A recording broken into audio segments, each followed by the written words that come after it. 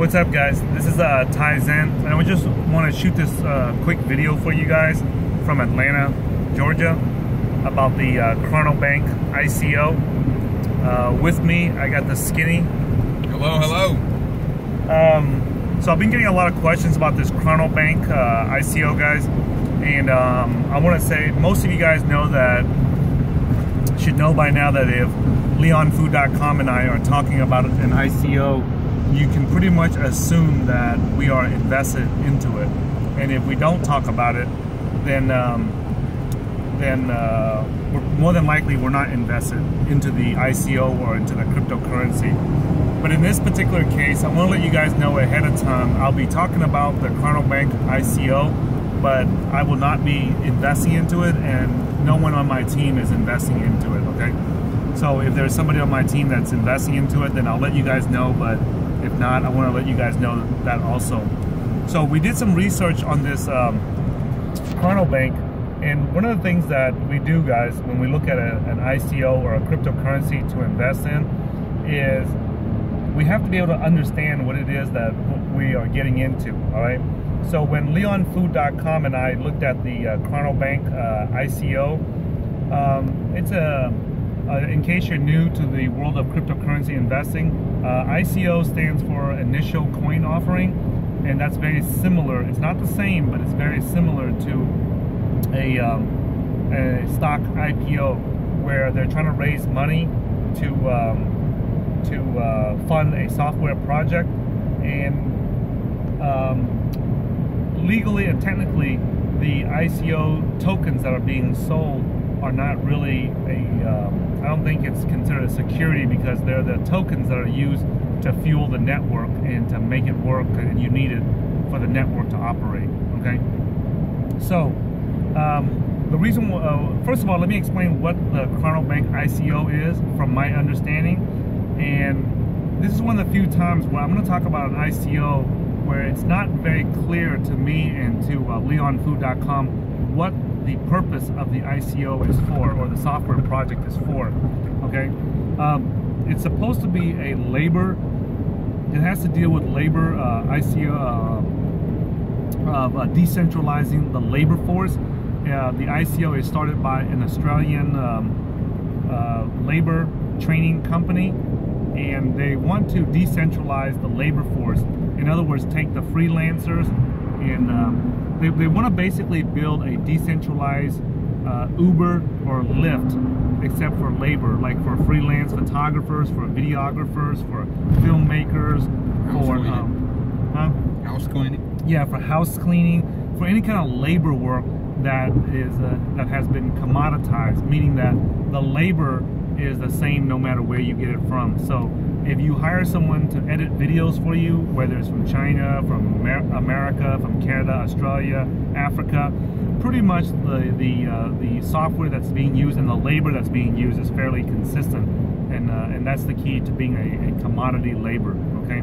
So now, the thing that they want to do is they want to take this labor, build a marketplace where you can go there, and let's just say that you're a film editor or a video editor. You want to go there and you can set up where you can put your labor up for hire, and then someone else that needs a video editor can go there and pay for your labor using the Chronobank labor tokens, okay?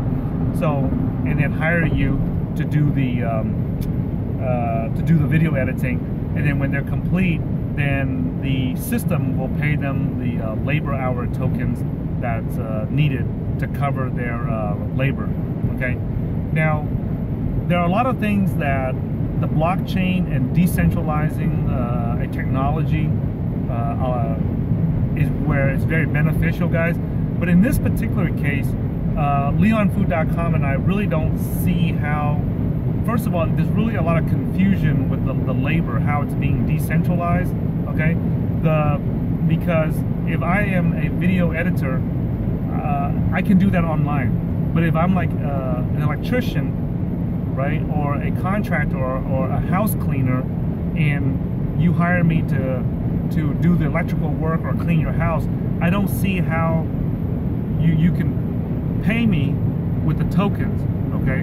Because especially if you're in another country, and maybe if it's just like in one country only, where I can only sell my labor in one area or one country only, maybe that makes more sense.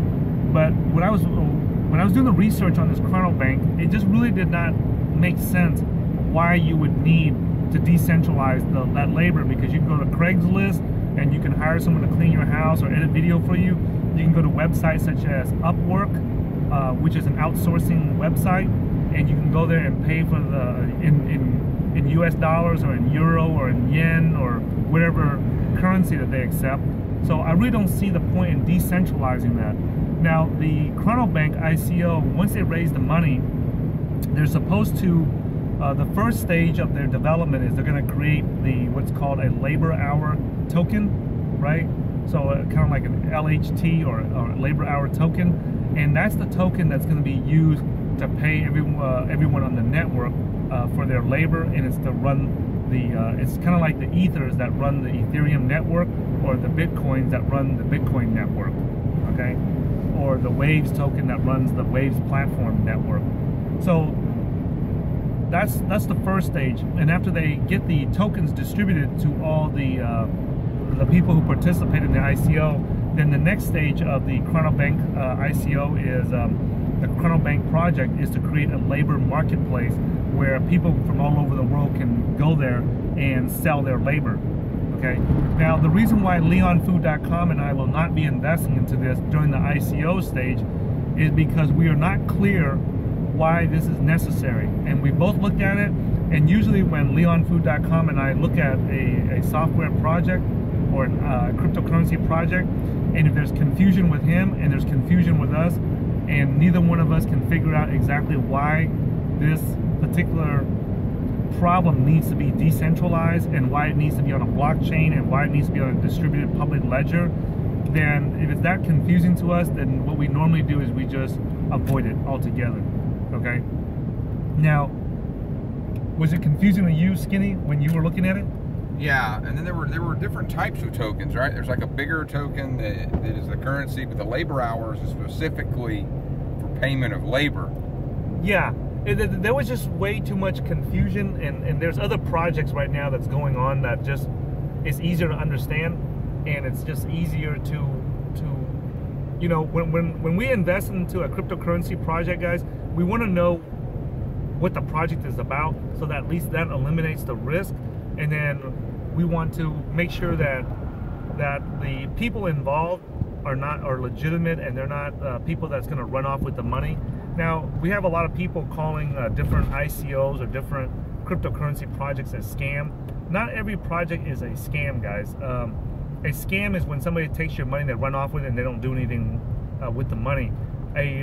But you can expect that 90% of the projects that are out there are going to fail, because that's the natural percentage of success for businesses. Okay, according to the Small Business Administration in America, they say that over 90% of the businesses fail within the first year, and the remaining businesses, 90% of those fail within like 5 years. So the chances of a software project or a business succeeding in, whether it's in traditional stock markets or in the cryptocurrency world, is not very high. So you always got to keep that in mind when you're investing in a cryptocurrency project. And it's no different than running a business or anything else. So that's the reason why we're not investing into it, guys. And you have anything to add to that? I mean, if somebody's got a counterpoint to it, I'd like to hear it. Yeah, if somebody has a good explanation of why the labor needs to be decentralized and on a blockchain, please leave some comments below, or put a link to a video to where I can understand it, and then maybe I'll change my mind. But at this point in the ICO stage, I will not be investing in the Chronobank ICO, and no one on my team that I know of is investing into the Chronobank ICO. So we'll wait until it gets released and see what goes on, and then we'll go from there. So I hope that this short video helps you guys understand a little bit about the Chronobank ICO, and it helps you make the informed decision whether to invest into it or not invest into it. I know there's We didn't say very much, but when we looked at it, it was not very clear to us why there's a need. You know, like if you guys asked me about using the public ledger and the Bitcoin blockchain to settle stock, to settle and clear stock transactions or financial transactions, I am very gung-ho and 100% for it, because it's very clear and it's very obvious to me why the market would prefer to have a 10-minute, 5 or 10-minute settlement time versus 3 days in the traditional stock market and financial world. But as far as the Chronobank ICO, I don't see the point for it at this moment. So thanks for watching this video, guys. If you guys enjoy these videos and you want to get the latest information when we release them, the best thing to do is to subscribe to our newsletter at www.cryptocurrency.market/newsletter. Again, that's www.cryptocurrency.market/newsletter. And sign up there, and each time we make a new video, we'll send it to you. Also, if you guys have been following us for a while, you guys know that I prefer to share with you our knowledge and experiences through video, but Leon is our in-house research analyst, and he prefers to do it by writing blog posts. So if you want to follow some of his really high quality research papers, make sure that you subscribe to the cryptocurrency.market/newsletter, and then you'll get it from him whenever he publishes them. So thanks for watching this video. If you have any friends, family, or colleagues that are interested in making life-changing profits in the cryptocurrency investing, make sure that you share our channel with them and our videos with them. I'll see you guys in the next video.